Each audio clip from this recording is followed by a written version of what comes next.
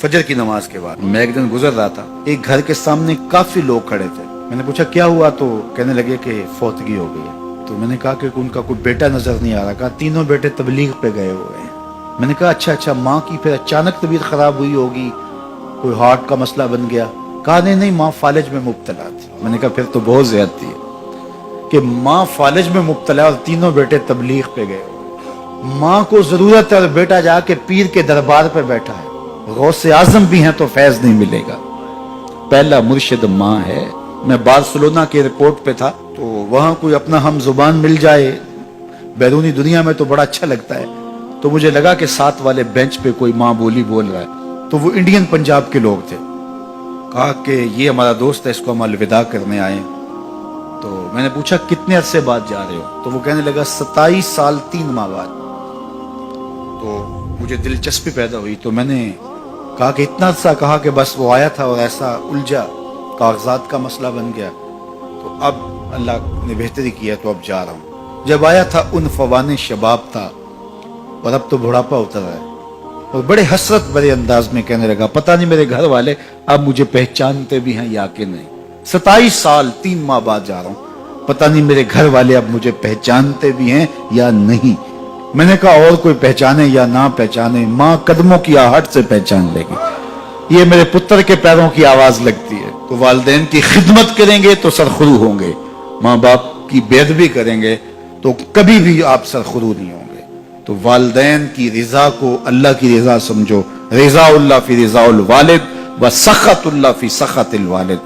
वालिदैन की रिजा में अल्लाह की रिजा छुपी है और वालिदैन की नाराजगी में अल्लाह की नाराजगी छुपी है।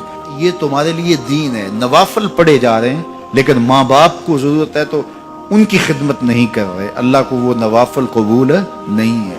माँ के कदम दबाओ, बाप के पांव चूमो, तो तुम्हारे नवाफिलों से बेहतर तुम्हें जब वो दुआ देंगे अल्लाह अपनी रहमतें तुम्हारे ऊपर नाज़िल कर देगा। तो उनकी खिदमत करो। एक शख्स जहाद का इज़्न लेने के लिए हुजूर की खिदमत में आया, हुजूर मैं जिहाद पे जाना चाहता हूँ। कितनी बड़ी बात है, छठा रुकन है इस्लाम का। लेकिन आका करीम क्या बोलते हैं, अहय्युन वालिदा का, क्या तेरे वालिदैन जिंदा हैं?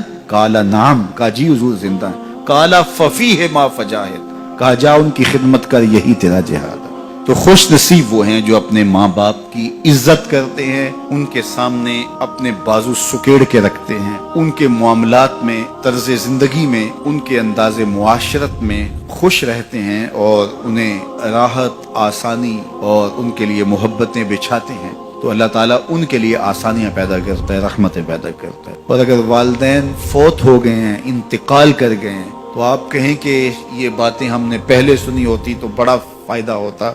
अब तो वालिदैन इस दुनिया से जा चुके हैं, तो अब हम उनकी खिदमत कैसे कर सकते हैं? उनके लिए दुआ करें, उनकी रूह भी आपसे राजी हो जाए। उनके लिए जुमअतुल मुबारक के दिन सूरा यासीन पढ़े जाके उनकी कब्र पे, तो उनकी भी मग़फ़रत हो जाएगी, आपकी भी मग़फ़रत हो जाएगी। ये वालिदैन के साथ उसने सलूक का नतीजा है। वालिदैन की रिजा जोई हमेशा मलहूज रखो। जो खुश नसीब अपने वालिदैन को राजी रखे हुए हैं उन्हें मुबारक देता हूँ।